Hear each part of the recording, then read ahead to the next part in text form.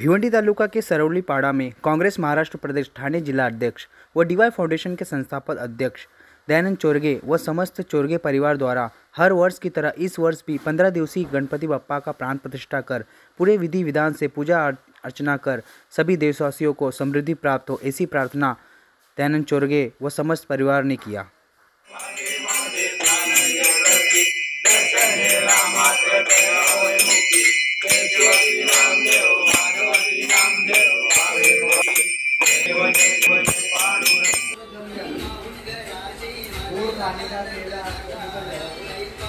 सर्वप्रथम माझ्या ठाणे जिल्ह्यातील भिवंडी तालुक्यातील सर्व गणेश भक्तांना माझ्या चोरगे परिवाराच्या वतीने आणि ठाणे जिल्हा ग्रामीण काँग्रेस कमिटीच्या वतीने श्री गणपती बाप्पाच्या शुभेच्छा देतो।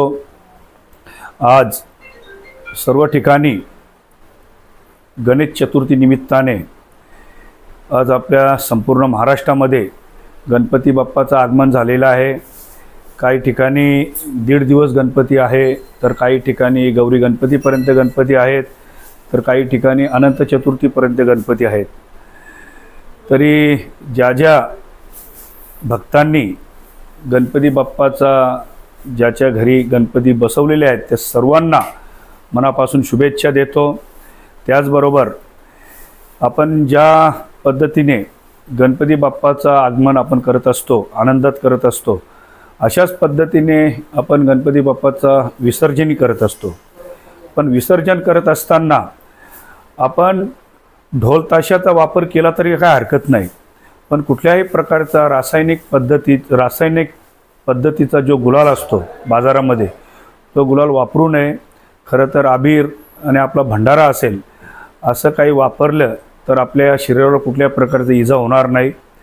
आणि सर्वांनी काळजी घेतली पाहिजे की आपल्यापेक्षा वडीलधारी वरिष्ठ लोक असतात, लहान मुलं असतात।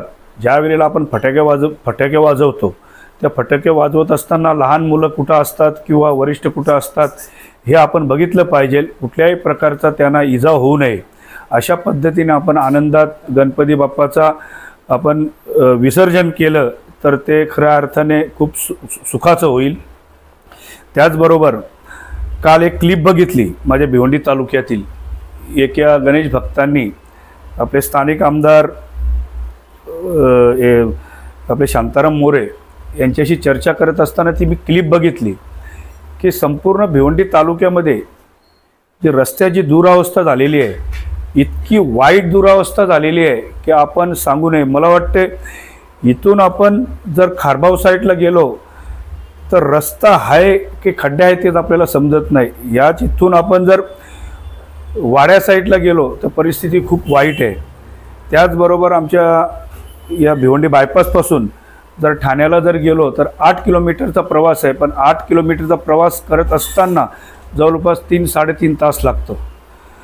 आणि इतकी वाईट परिस्थिती झालेली आहे की शेवटी त्या गणेश भक्तांनी आमदारांना सांगितलं की आमच्या गावातला एक टेम्पूमध्ये गणपती आणत असताना कुठल्या बाप्पाचा हात मोरला तर कुठल्या बाप्पाचा पाय मोरला तर कुठल्या बाप्पाचा मुंड मोरला।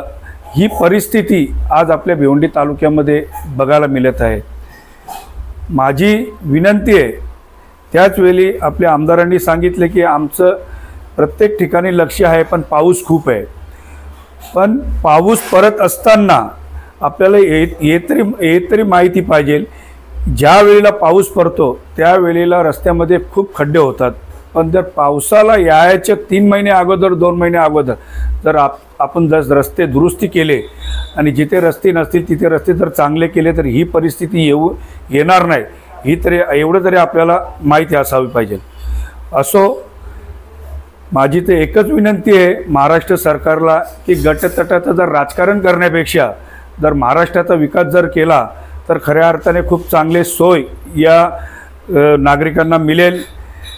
मला याच्या खोलात काही जायचं नाही, पण आज गणपती बाप्पाचं आगमन झाले त्या निमित्ताने शुभेच्छा देत असताना ही काही जे मला बोलायचं ते मी तुम्हाला या ठिकाणी बोललो।